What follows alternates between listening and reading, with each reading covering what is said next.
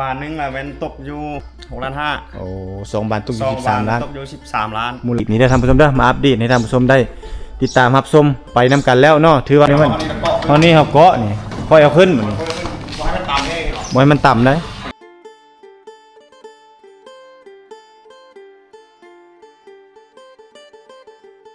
ได้สร้างอุ้มโอ้เมื่อกี้นี่ถือว่าเงินออกขนาดเนาะ โอ้เงินค่าสร้าง เงินค่าสร้างแม่นบ่ นั่นน่ะ นี่2 บาทพี่น้องเฮามาถามสร้างอุ้มนํกันเนาะอันนี้ก็คือเพิ่นเฮ็ดให้เรียบร้อยตัวนี้ก็ลักษณะแบบว่าติดกันซาดหรือว่ากันบ่ให้ฝนเข้าแล้วก็สิ่งสำคัญก็คือการขโมยเนาะ แม่น การขโมยเพราะว่ามันเป็นโป้งแต่ว่าเฮาติดจังซี่ก็งามเด้พี่น้องเฮาแนมเบิ่งนี่นำรูปแนวเข้ามานี่ก็ยังเด่นเนาะเฮามาเบิ่งทางด้านในนี่แฮงเด่นแฮงงามเลย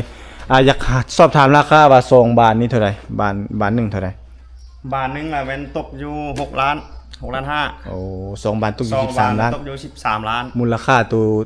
โตเติมนี่เด้แผ่นอลูซิง ใช้ตัวแอมทางหน้านี่ละแม่น อลูซิง รวมทั้งหมดนี่ค่าให้งานเขาติดนี่กับซื้อแพนกับซื้อเล็กเส้นนี่ตกอยู่ละเขาเอาน้ำล้านกีบ โอ้1 ล้านพอดีรวมเป็น 14 ล้าน 14 ล้านเนาะ แม่ นี่พี่น้องเฉพาะแต่ประตูทั้ง2 บาทนี่ซื้อได้นี่เนาะแล้วก็รวมนี่ซื้อ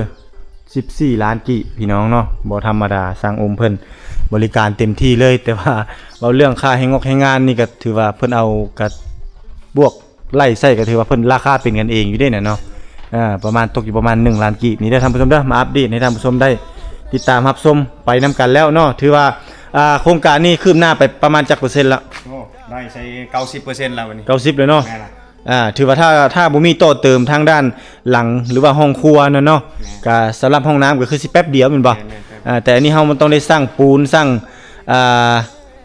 อีสังต่างๆมาตื้มอีกมาใกล้ๆพี่สิสัมภาษณ์เนาะถือว่าเฮือนทรงสาวย่างมาไวๆย่างคือคนบ่มีแฮงนี่โอ้ยใกล้สิได้เฮือนแล้วแฮงย่างทะเย็บเนาะมาอยู่ทางข้างพี่สิไปบังหยังมาข้างพี่จังเห็นหมดนี่เป็นจะได้งามบ่บัดนี้ฮะงามบ่ ปวดอัดประตูม้วนหูแล้วบอก ฮู้เลยที่วิธีอัดน่ะฮะฮู้เอาสั่งอุ้มจับเบิ่งเดี๋ยวสิ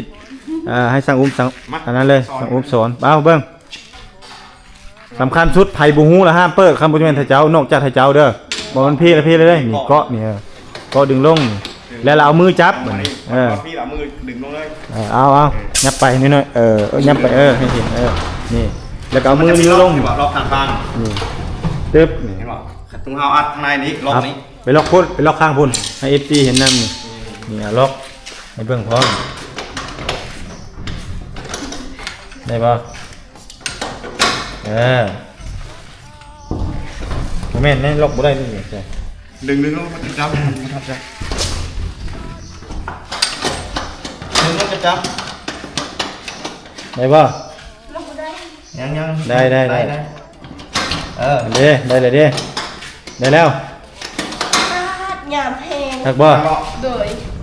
ทักเนาะ งาม เบิ่งทางนอกให้งามแต่เจ้าเนี่ยเข้ามาดิ้นเลยเฮือนแต่เจ้านี่เนาะเวลาเปิดขึ้นปุ๊บก็ได้ขายเครื่องคักๆเลย ได้เบิ่งหมดเลย เวลาขาย เวลาขายเอาจื้อน้ำกันเด้อนี่เบิ่งเวลาขายจะขายทั้งสองข้างอย่าค่อยเอามือจับนี่ก็ได้นี่คันบ่จับนั่นก็จับนี่ก็ได้นี่เดี๋ยวแต่ละอันจับนี่มันเฮานี่เฮาเกาะนี่ค่อยเอาขึ้นมันนี่ ให้มันต่ำเอง บ่ให้มันต่ำได้ ลิ้นต่ำ เจ้าดึงไว้ได้บ่ให้มันลูกขึ้นเลยได้บ่เอาได้ ต่ำลุกแน่ นี่ประมาณนี้ ต่ำหนึ่งนี่ ตัวนั้นก็คือกัน คือกัน แต่ตัวนี้เด้อขอสิบอกให้ตัวนี้เอามาสาธิตเบิ่งเอาตัวนี้คือการเอาลองเกาะเอาไปย่างข้างพุ่นให้ FC ได้เห็นนะเจ้ามาส่งให้น้องนี่สุดนี้เราจับ ดึงมาพอดีกะว่าพอดีมือถ้าเจ้านี่เนาะถ้าเจ้ากระจับเอาบ่แม่นสิเอาตัวนั้นเกาะตัวนั้นนี่ก็ดึงลงมันนี่เอาลองไปดึง ลอง ดึงลงคือเก่าเลยนี่ดึงก็บ่แม่นแต่นี่ ค่อย ตึมลงเลยล็อกมันนี่เอาล็อกเบื้องข้างใน บอกเอาหูล็อก เบื้องหูล็อก ได้แล้ว ไปแล้ว ได้แล้ว ตัวนี้ก็ล็อก จากเบิ่งข้างล่างนี่ ไปล็อกไปเบิ่งเลย โอเคเอาออกมาเบื้องข้างด้านนอกมันนี่งามบอสมันนี่เอาสั่งอุ้มดึงลงอีกตัวนี้ดึงให้เขาเจ้าเบื้อง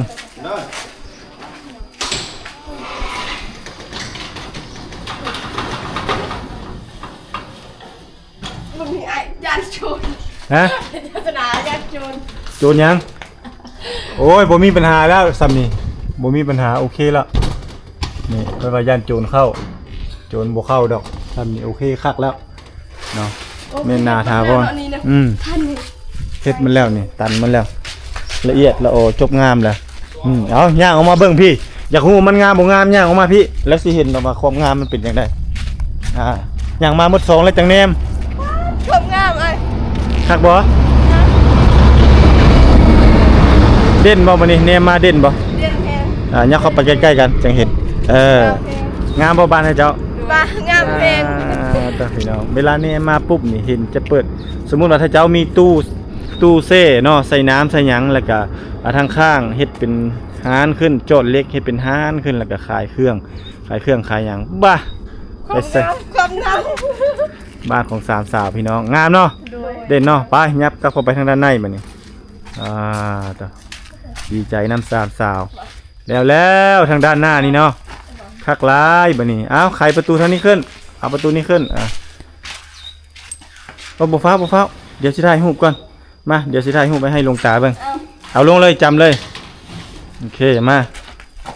สองไอ้น้องเนาะเบิ่งถ่ายรูปเก็บไว้ให้ลงตาเบิ่งก่อนมาติดบานประตูแล้วเด้อสิเนาะประมาณนี้เนาะสองบานเลยยับมาอีกยับมาหาไอ้พี่ยับมาโอเคเอานบมือพนมมือยิ้ม1 2 3 1 2 3ยิ้มโอเคเสร็จแล้วนี่โอ้คือสาวในเมืองเลยเห็นบัดนี้นี่เนาะ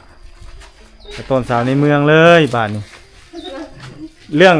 งามนี่งามเรื่องคักนี่คักแต่ขึ้นกับการรักษาเด้อสองสาวต้องฮู้รักษา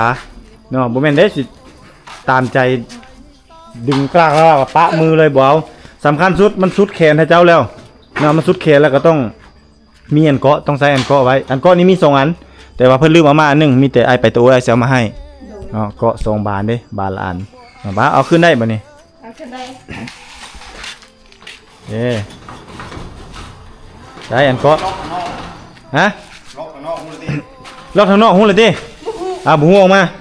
เอาดึงลุยทางนี้นี่บ่ได้ล็อกทางนี้เด้อมีแต่ล็อกทางในเขาจะไปเบี้ยบ่แม่นได้สิจะเอากระเจฮอต4 หน่วยเอาดึงมาดึงลงกึบนั่งลงล็อก ลงเองลงอีก ประมาณนั้นได้แล้วโอเคนี่นี่ตัวนี้ ใส่อีกนี่ใส่ เอากระเจตัวนี้คือกันนั่น2ด้าน ใส่กระเจี๊ยบ เอากระเจซุบใส่แล้วก็ไปได้บัดนี้อยากไปเบี้ยไปงาน ตัวนั้นล็อกทางในไว้บ่ได้เฮ็ดได้กระเจ4 หน่วยได้จังได๋ถ้าเจ้าคักเนาะบัดนี้เนาะ โดย เห็นบ่มีแต่ล็อกกระเจเนาะคันสมมุติเฮามีหน่วยเดียวก็ล็อกหน่วยเดียวถ้าเจ้าบ่มั่นใจก็ล็อก2 หน่วยจะมั่นใจ แล้วมั่นใจเนาะ โด ขาย ยเครื่องต้องล็อก2 หน่วยเลย โอ้ล็อก2แล้วว่ะบ่แม่นล็อกแต่2นะจังน้อยต่อไปนี่คลายเครื่องนี่ฮอดปะหาเนาะบ่ได้พุ่นต้องได้อยู่ตลอดแล้วบ่แม่นได้ยามใดก็อยู่แต่สวนมันน่ะบ่ได้ขายเครื่องแล้วเนาะอันนี้เห็นบ่คือสร้างอุ้มเฮ็ดน่ะต้องได้ดึงขึ้นนี่จังซั่นแล้วก็ค่อยปะจะใส่ได้ตลอดกาลเลยคันเจ้าฮู้จักใส่คันบ่ฮู้จักใส่แล้วแม่น ต่ำเลยมันมักลุกนี้ มันหลุดเลยเด้เปลิงเฮาเด้ คอยจุกกับปะ เปลี่ยนยากได้แบบนี้เนาะตู้สมมุติต่อไปก็ขายเครื่องอ่ะตู้ก็มาตั้งนี่ก็ได้นี่ตั้งนี่ก็ได้ตู้น้ำเนาะใช่เนาะหรือว่าตั้งเจพุ่นบ่เลือกตั้งเนาะเห็นเขาตั้งแต่ละเทื่อนี่มีแต่เขาตั้งอยู่เจนี่อยู่เครื่องกลางนี่เขาตั้งเอาขึ้นตัวนี้ก็ได้ให้มันลมมันล่วงแต่ไขล็อกนั่น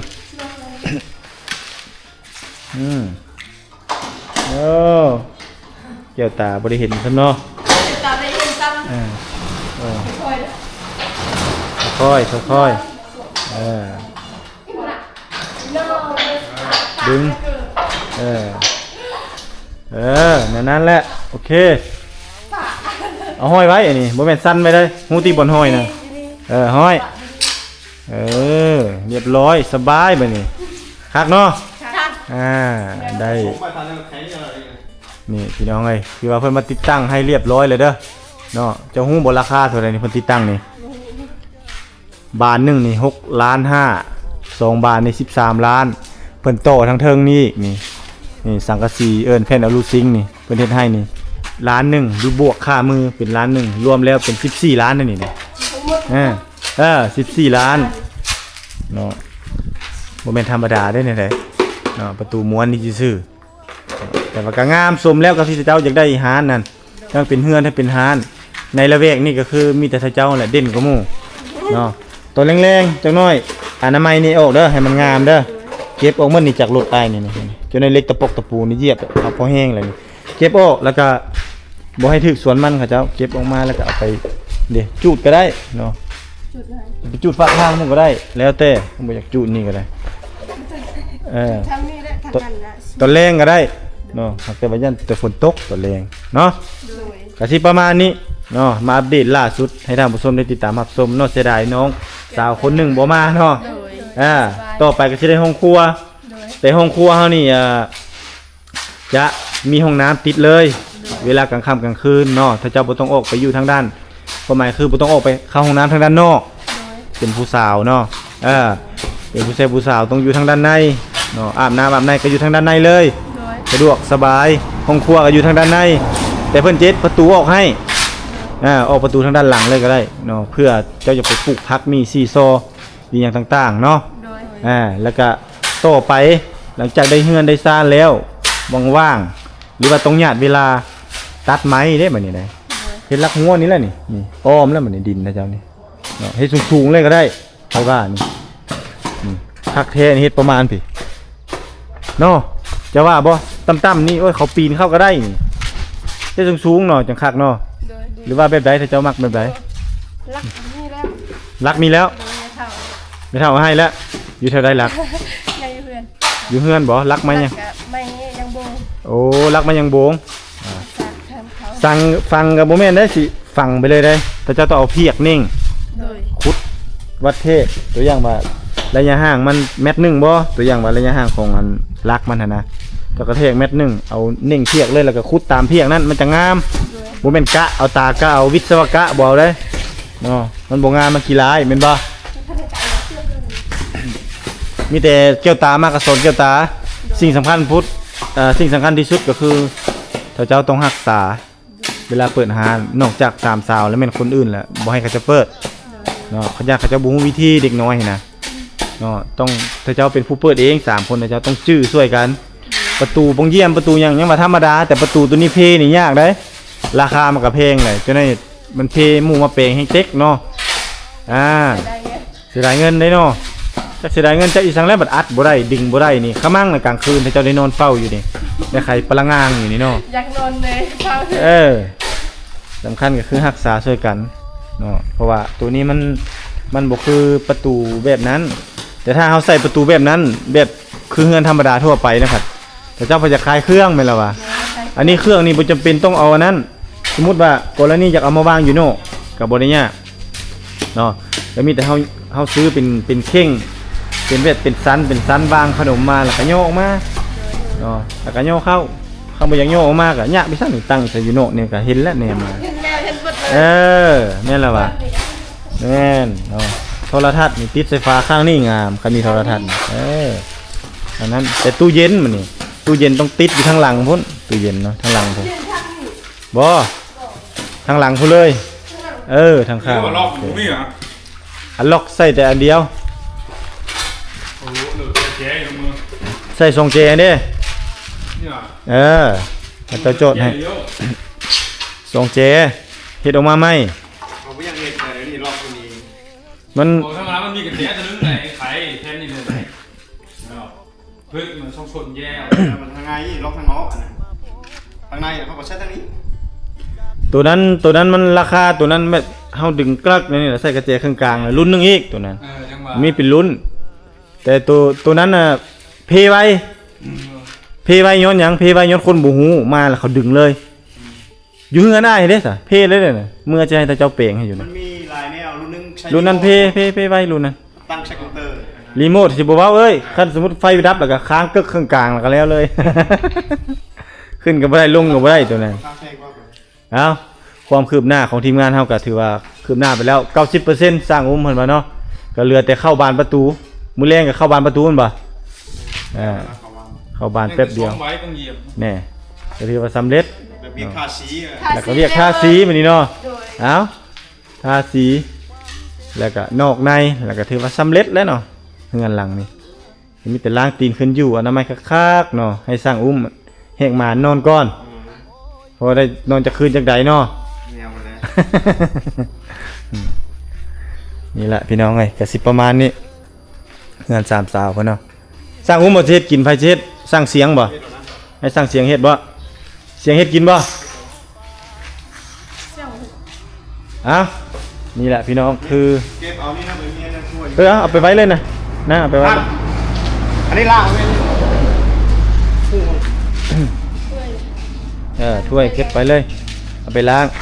อายะอยู่ตำมะม่วงจนได้สิตำคักโลดเอาหมกเพชรห้าวใส่แซ่บ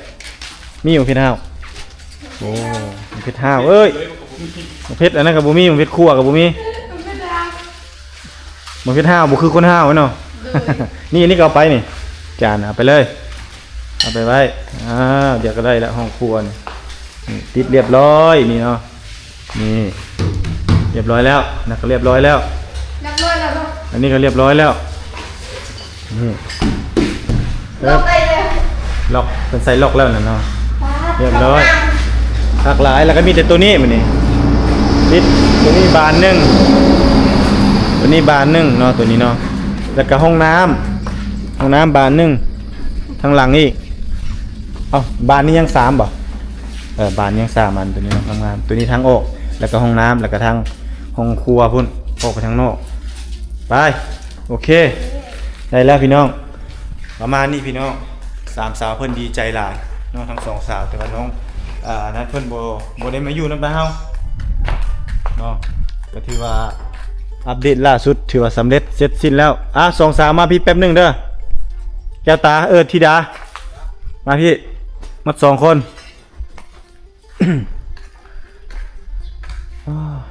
ถือว่าบ่ตุกมาอยู่นี่ก็ถือว่าเป็นเวลาเดือนเกือบเดือนแล้วพี่น้องเนาะใกล้จะหมดเดือนแล้วเพราะว่าอันนี้ก็วันที่เท่าไหร่วันที่2แล้วพี่น้องแต่ว่าคลิปอาจจะลงไว้มื้อหนึงลงช้าก่อนมื้อ1 2มื้อเนาะก็ตามเพื่อบรรทุกสิตัดคลิปเพื่อบรรทุกสิไปอัพคลิป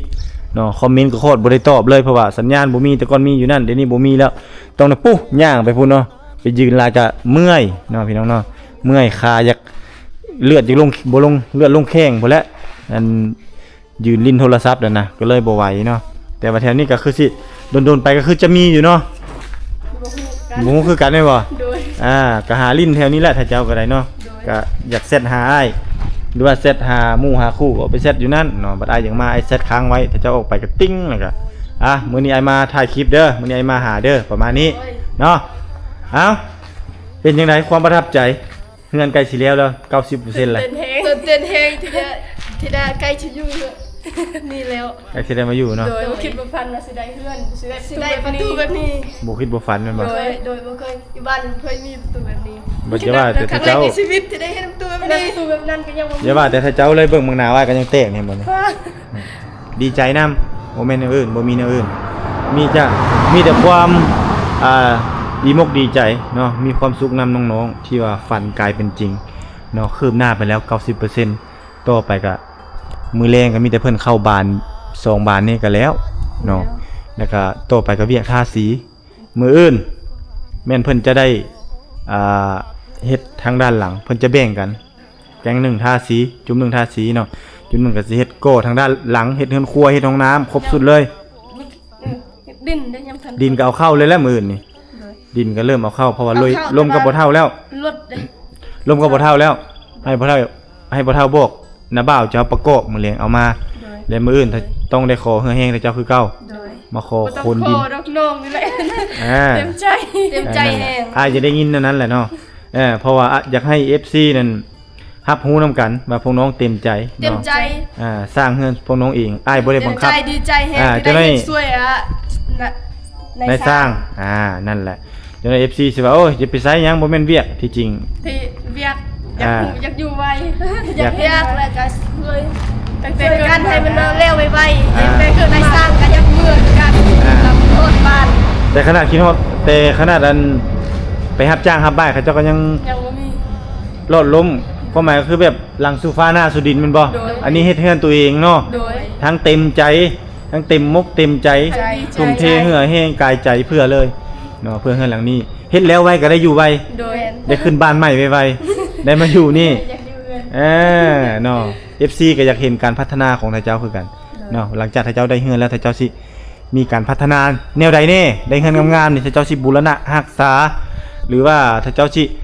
ตบแต่งประดับประดาแนวใดให้มันเด่นในเขตนี้เนาะ FC รอลุ้นไปนำท่านเจ้าเด้รอเบิ่งการเติบใหญ่ของท่านเจ้าเนาะว่าท่านเจ้าหลังจากที่ว่าท่านเจ้าเกิดมาท่านเจ้าเติบโตส่ำนี้เนาะ ตอนนั้นเกิด อ่า มาแบบ มื้อนี้มาฮู้จักอ้ายท่านเจ้าเติบโตส่ำพี่ สัมภาเลย ตอนนั้นซ้ำดิน วันนี้หลังจากฮู้จักอ้ายไปแล้วเนาะข้าเจ้าก็อยากฮู้จักอีกว่า หลังจากที่เจ้าได้บ้านฮู้เติบโตซ้ำนี้แล้วเนาะถ้าเจ้าสิก้าวกระโดดขั้นไปด้วยตัวเองฮอดขั้นใดอีกอันนี้คือ เป็นสวรรค์เลย อันนี้คือ FC รอลุ้นเนาะสิ่งสำคัญเฮือนเพิ่นสร้างให้แล้วเนาะเฮือนเพิ่นสร้างให้แล้ว หลังงามๆขึ้นจังซี่แล้วต่อไปมันขึ้นกับการบำรุงรักษา โดย แต่เจ้าจะรักษาในใดเฮือนแต่เจ้าให้มันจบให้มันงามเนาะบ่แม่นผ่านไป1เดือนแนมมาเบิ่งสีก็เปื้อนเฮือนก็หกเนาะหน้าบ้านก็บ่อนามัยบ่นั่นบ่นี่ก็บ่มีไผไว้เว้าให้เจ้าดอก แต่ว่ามันแสดงถึง มัน ความ บ่งาม หนึ่งความบ่งามสองมาแสดงถึงความดุมั่นขยันเพียรของเจ้า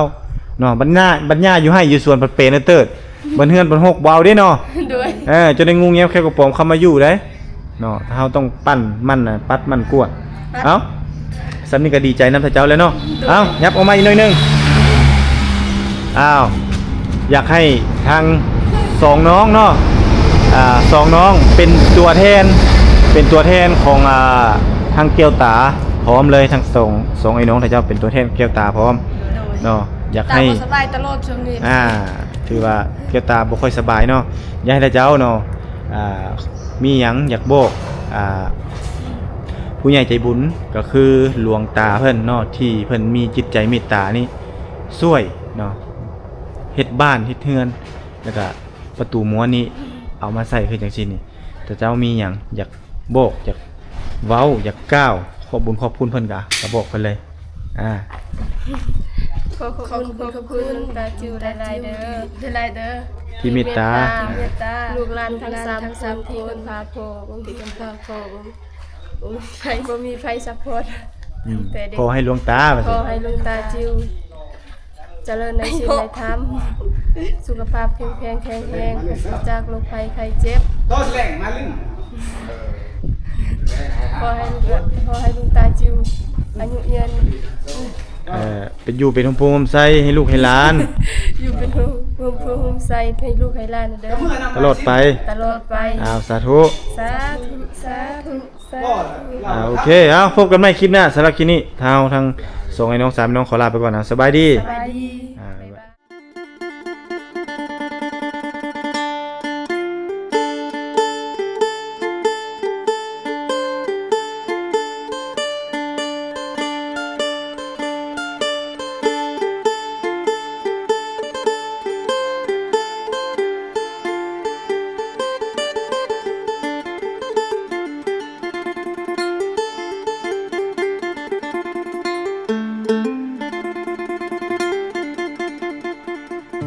ไอหอบความช้ำมา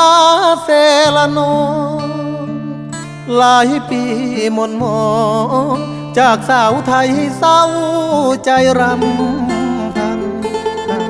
นับเป็นเหตุเฮ็ดให้เฮา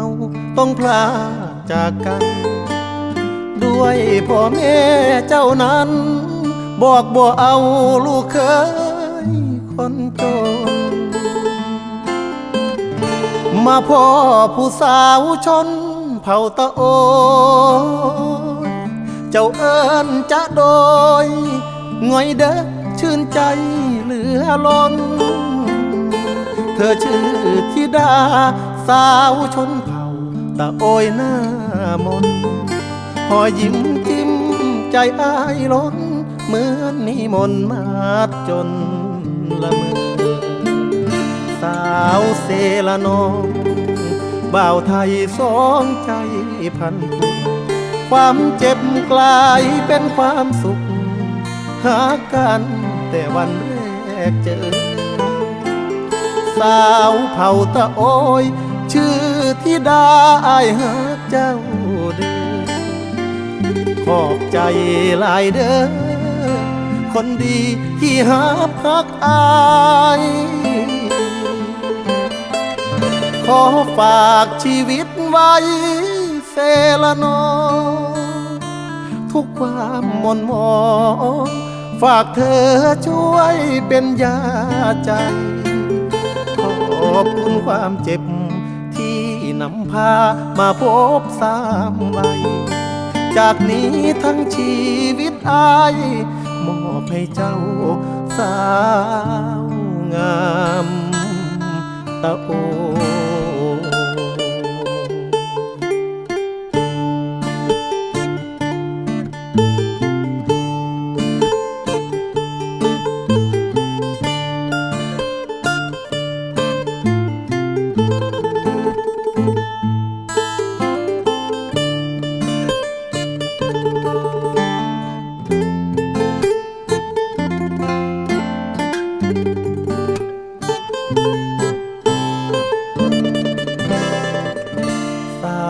เสละน้อง